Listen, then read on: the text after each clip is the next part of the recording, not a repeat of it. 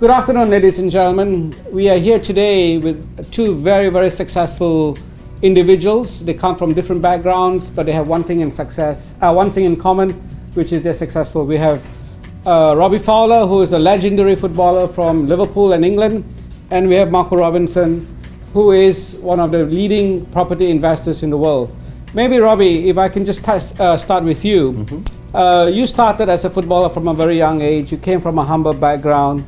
How did you get into football? Well, I think you just said there. Obviously, growing up, it was very humble, and probably most people in Liverpool, where I'm from, played football. That was the only thing we ever done.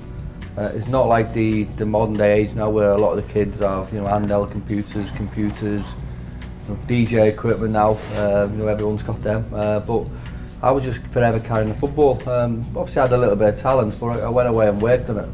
It was not a thing where I just fell upon becoming a footballer. I actually worked from a very, very young age to try and be a success at football. Right.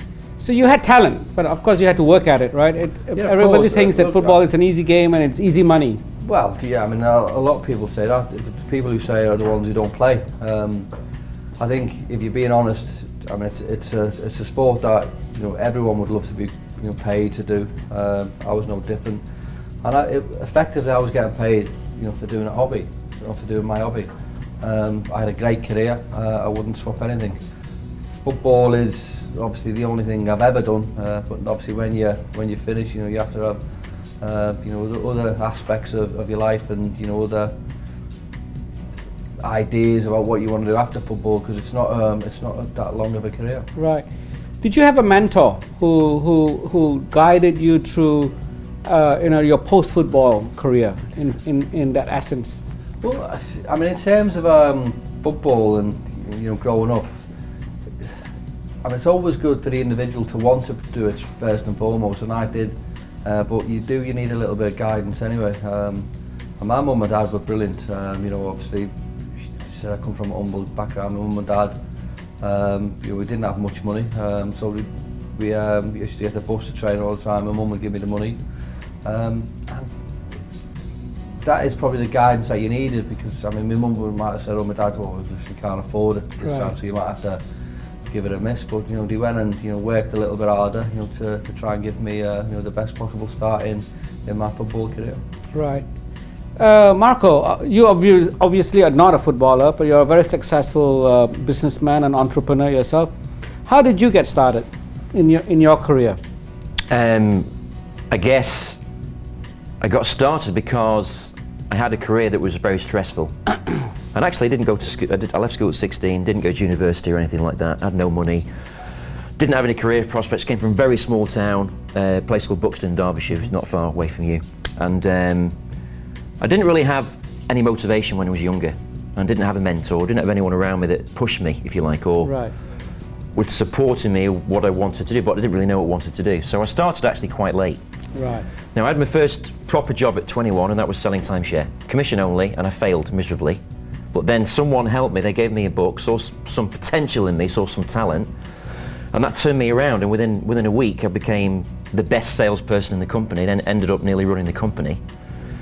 And then I was about 26, 27 then. And then that company got taken over by an American group, and then we all got fired. Right. And then I got offered these opportunities around the world, and one of them was Malaysia in Asia. And went over there, did extremely well, but I was working 18 hours a day, nearly 7 days a week. My marriage was suffering. I was making a lot of money, but it wasn't the answer, So when I was 29, I had a mild heart attack. My wife... At 29? At 29. My wife was having an affair with my best friend. Oh. That didn't cause the heart attack, I don't think. and then I lost all my money on the stock market. So there was triggers there, and that was a lot of pain for me. And one thing I decided then was I never wanted to have a boss again controlling my life, what I wanted to do. So I just gave that up. Even though I didn't have a lot of money left, I just left and decided I wanted to want my own business. So I started consulting in my old industry. And then I decided, well, you know what, that's not really giving me much fulfillment. What can I do?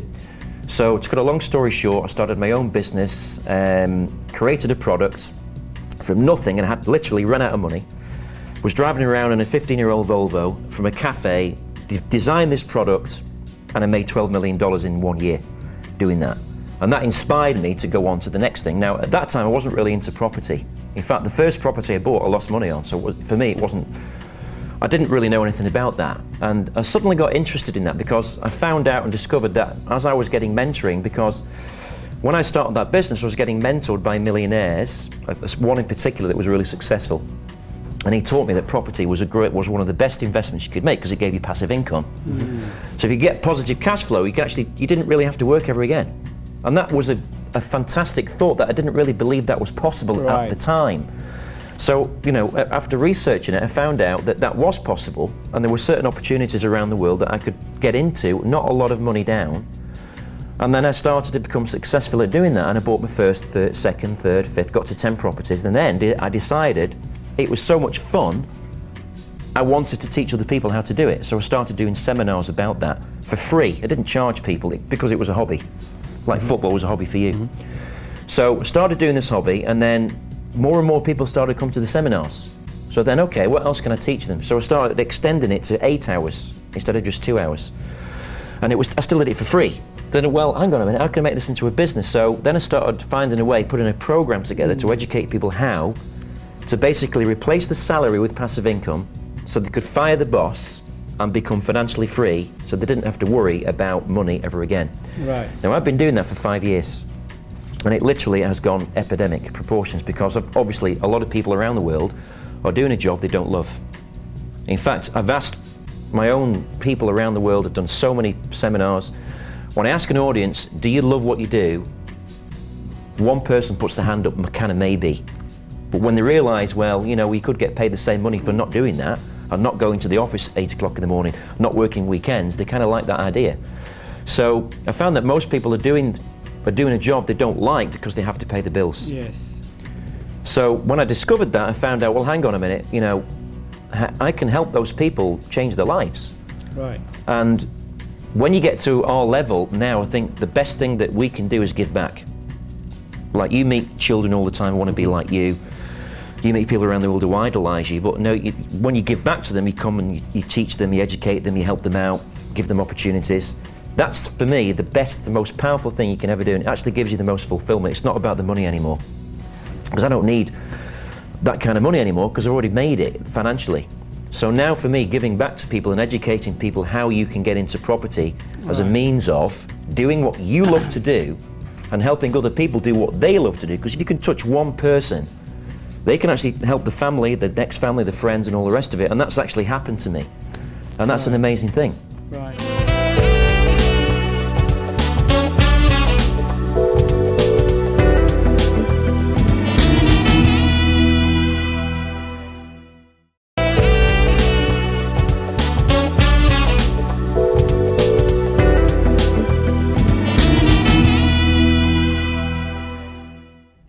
Robbie, you are also into property. You are an investor, and I think you bought a lot of homes in Liverpool.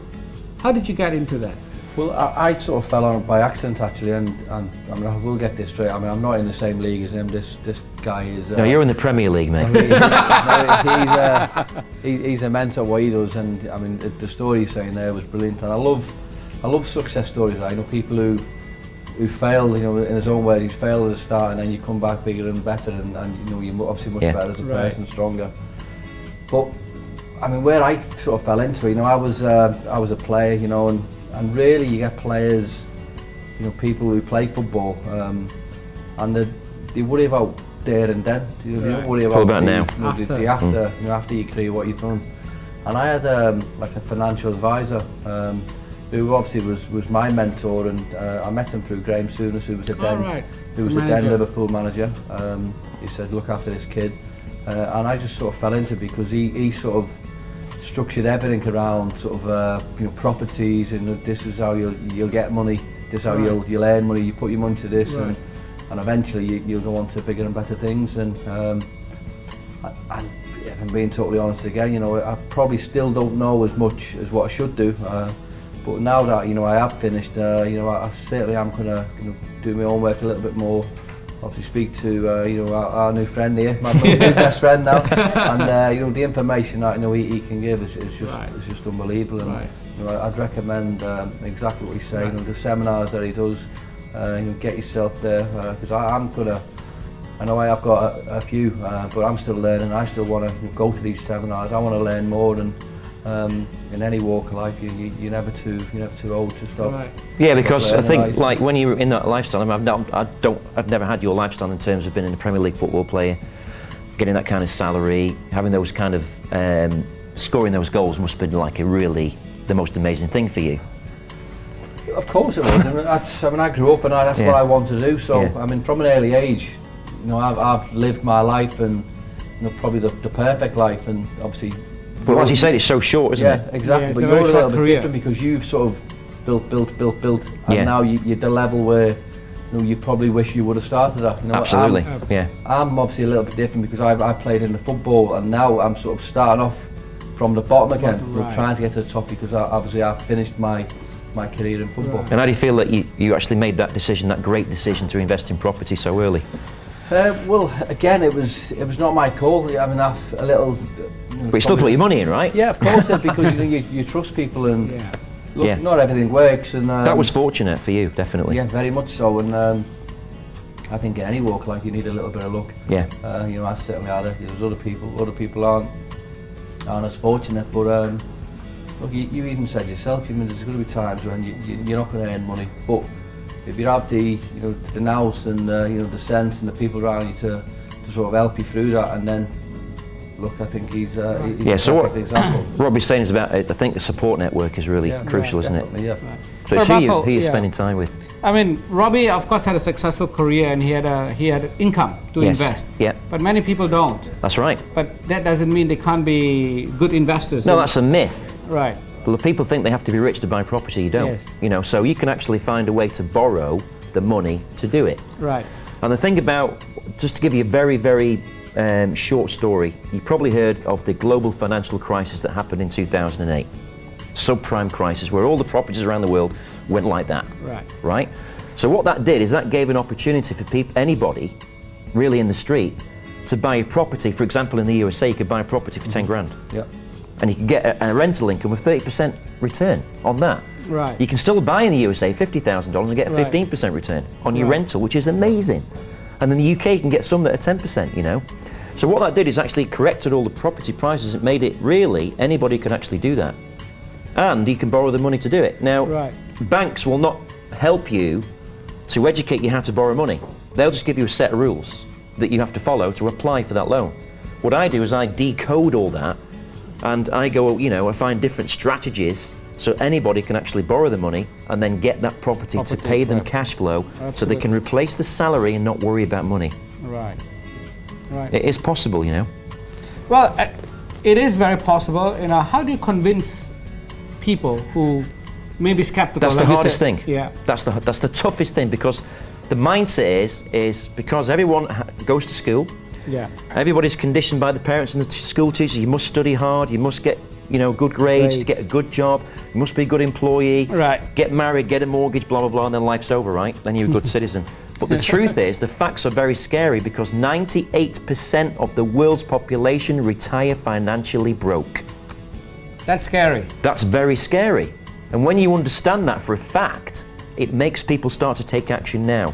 Most people don't understand that. Right. For example, in the UK, they increased the retirement age by 2 years a few years ago. So now you have to be 67 to get your pension, because simply the government don't have enough money to pay the pensioners, because people are living longer now. Yeah. Right. You know?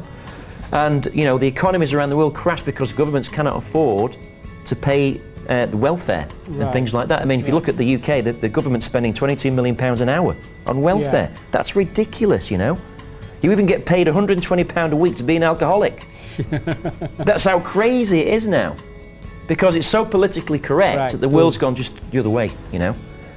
And once people, what I do is I educate people about that. And I do it over a spaced amount of time so people can actually get it in a simple way. Right. And once they get that, then a lot of those people actually say, right, I need to do something about this now. Right. So for me personally, I'm giving a service out there.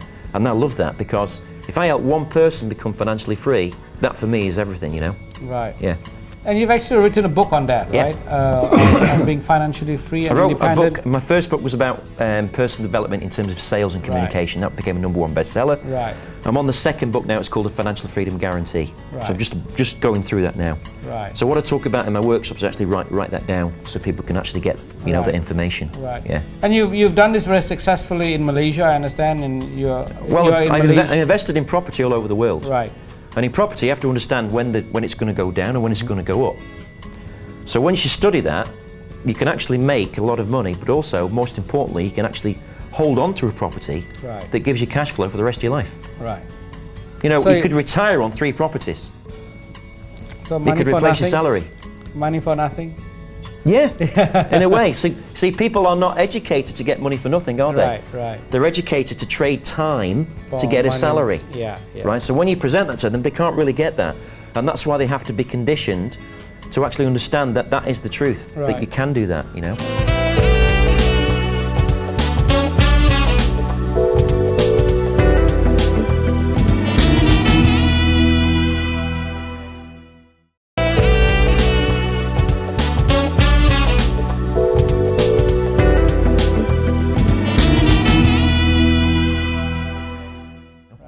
Robbie, when you were playing football, how many of your mates understood this? I mean, you were actually pretty ahead of the time when you started investing. I'll be honest with you. I mean, we never ever once sat down and discussed this what we're doing, just what I'm doing with my money.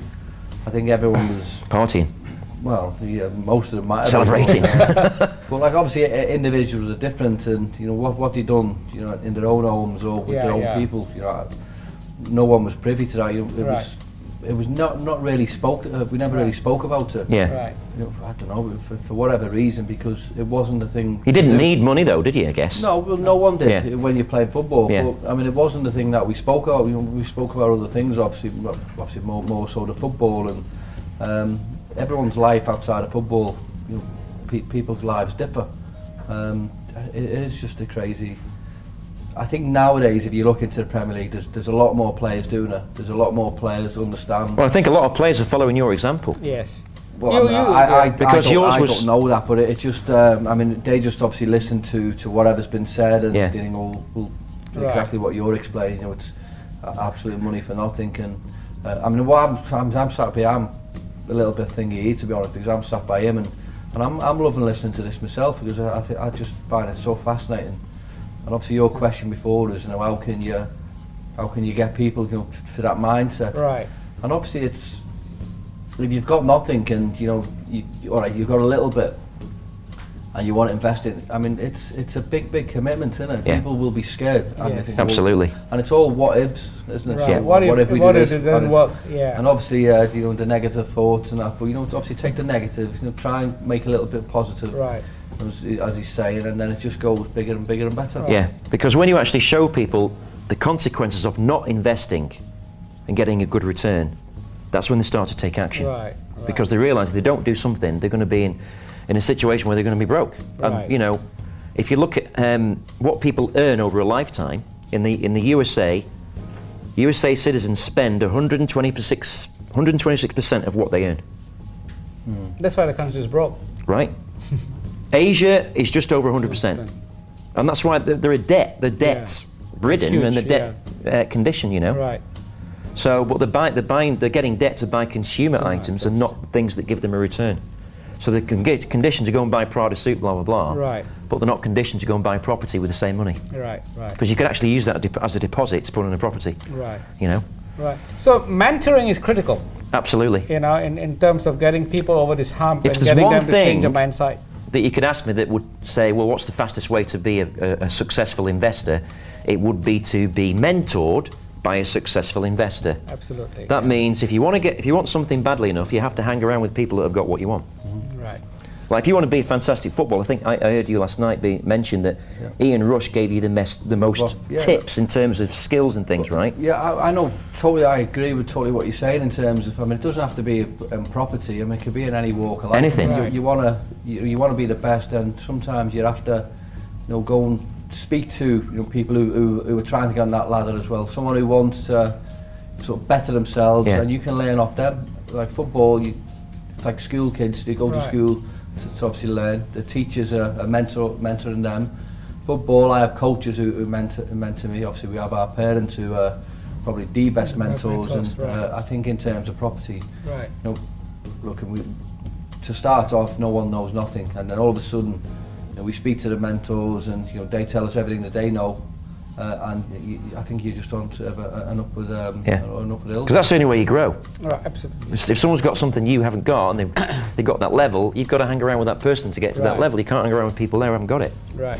And it's always it's a continuous learning process, right? I mean, in investing, so. in terms of, I'm sure when you started as a footballer and when you were at the peak of your career, it was a learning process. Well, even that as well, I think there's a little bit of pride within yourself. You always want to be bigger and better. Right. Again, I know I've said this a few times, but I don't care, you know, who you are, you know, what you are. You know, you always want to be the best that you possibly can. Whether it be football, whether it be into property, whether it be, you know, a school kid, you know, studying for exams, you know, it's everything is there, and you want to be the best of everything. Right. Yeah, and I think what another point is that a lot of people feel they can't be the best because they don't have access to people like Robbie, don't have access to people like me. But actually, it's the opposite, really, because I'm more than willing, you're more than willing to meet them at where they are. Right. So I've created programs, and Robbie's created programs where anybody without any money can come and see us, and we'll help them. Right. You know, and I think in today's world, that's the difference between now and say 30 years ago, because of the internet, because of communication. Now it is actually more accessible. Right. Yeah. Marco, do you find that I mean, you've been in Asia for some time. Yeah. Nearly 20 years. 20 years now. That's a long time. Do you find that, you know, with the growth of the middle class, everyone is talking about the new affluence in Asia, are people starting to change their mindsets in terms of investing long term into property? Are you seeing that? Well, that's a long answer. To give a short answer, so what you had a shift between the Western economy and the Asian economy. So in the West, it was booming 20 years ago, you know, tons of development, and really the development finished there. Right. So then the West actually outsourced all the manufacturing and all the work to the East, India, China, blah, blah, blah, because it was cheap labor, right? So and now the opposite has actually happened. So now you've got China, India, China being the richest country in the world. Now they're outsourcing to America. Oh my God. That is incredible, isn't it? Yeah. They're outsourcing to America for cheap labor. Right. Because the Chinese are so bloody rich that they are the biggest consumers in the world now. Brands like Louis Vuitton, BMW, Rolls-Royce, Mercedes, they all sell in the China. first quarter of this year had the best quarter they've ever had in history of any market anywhere. Now the Chinese are going to Paris and buying designer labels, so you don't see any Europeans there. So there's definitely a shift in wealth. Right. Now in terms of investing, more Asian people are definitely investing, and in fact, I would say Asians have a different kind of mindset than Westerners, because their mindset is they're kind of more cautious than Westerners. So the average American only has 1 month of salary in the bank account. The average Singaporean has 6 months. It doesn't mean they're better though than the Westerners, because in Singapore, in a savings account, your interest rate is 0.05%. Yeah. That doesn't mean you're cleverer than a Westerner. It just means you're more cautious. So what you've got to do is the Asian mindset is to save and accumulate, and buy a house, but then pay it off cash, then you're okay, don't have to worry about anything. So that's the Asian mindset. And the problem with that is that when you pay a house off cash and you retire, you've got no income. Right. So you've got a great big house, but you've got no income. So you're not really living, are you? So what I teach is the opposite. To be financially free, you have to borrow now, and borrow as much as you can, and of course invest in returns that give you more than what you're borrowing. And that's lifestyle. Right. You know, life is so short. You want to live now, or do you want to live when you're 65, when you're broke? That's not living. Right. Robbie, I mean, you know, you've done well in the UK in terms of investing. Are you not looking to invest outside of the UK? Well, you know what? I've never really sat down and thought about it, because I'm still sort of new to it. I mean, I will speak, and I will obviously bend your ear and I'd love to talk more information and all that. But I don't really know too much about this part of the world, but you know, I am open to new ideas, new suggestions, and look, in anything you can never say never. Right. I mean, this is not the first time you've been in Indonesia and in Jakarta.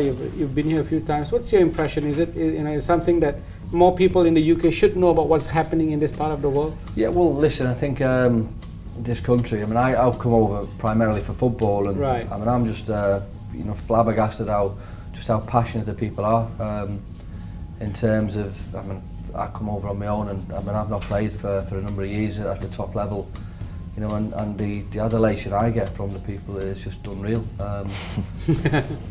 Well, you are God, you know. Well, I mean, to come over and without sounding egotistical and big-headed, I mean, it is unbelievable for me to still. Do you find those fans are different to English fans? Yeah. Yeah, because in terms of in England, I mean, people see you all the time. Yeah. You come over here and, you know... They never see you kind of thing, yeah. Is it really? Yeah. I mean, it's like more of a... Yeah. More like a bit of a shock and awe thing, isn't it? You Yeah. know, but look, I do love coming here.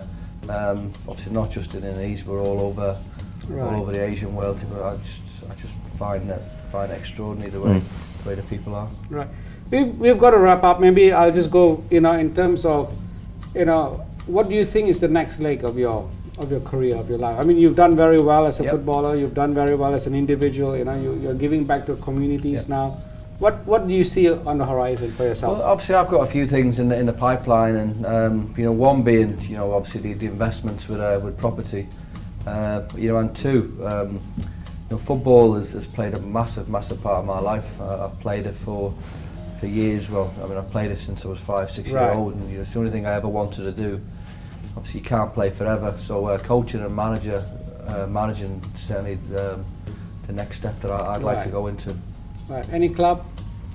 Well, I can't really say when I manage this club, can I? Because you know, you never know what's around the corner. But look, I mean, it could be anywhere. I mean, it could be in England, it could be in anywhere in Asia. But you know, I am, as I say, open to suggestions, and yeah, hopefully it'll be. I don't think it's going to be Manchester United, though, right? No, I didn't think. I knew we'd get Man United in. No, but look, I think you know, whatever, you know, it's a big well, world. you know, Asia will welcome you with open arms, I'm sure. As it always does. So you know, I'm grateful for that. Okay, Marco. Yes. You know, I mean, what's the next? I'd love to manage a football team. Yeah. You could. Why not? Why Right. not? Yeah. Why not? But why didn't you just buy one? With all your money? Well, let's buy one together. Yeah. There you go. You know. Deal? Well, a lot of. Maybe one day. You never know. Yeah. Always good to look forward, right? Something interesting, something I've always wanted to run a unusual. football club. Why not? And not Manchester United. Well, you can't buy Manchester United now. Or maybe you could. Anything's possible. Anything's possible. In my philosophy. Everything's just for sale. Yeah. Right. Okay. Thank you very much for your time, Thank you, Robbie Sho. and Marco. I think it's been a great having you both on the program, and wish you all the best. And hopefully we'll see you again soon. Thank you very much. Thank you. Thank you.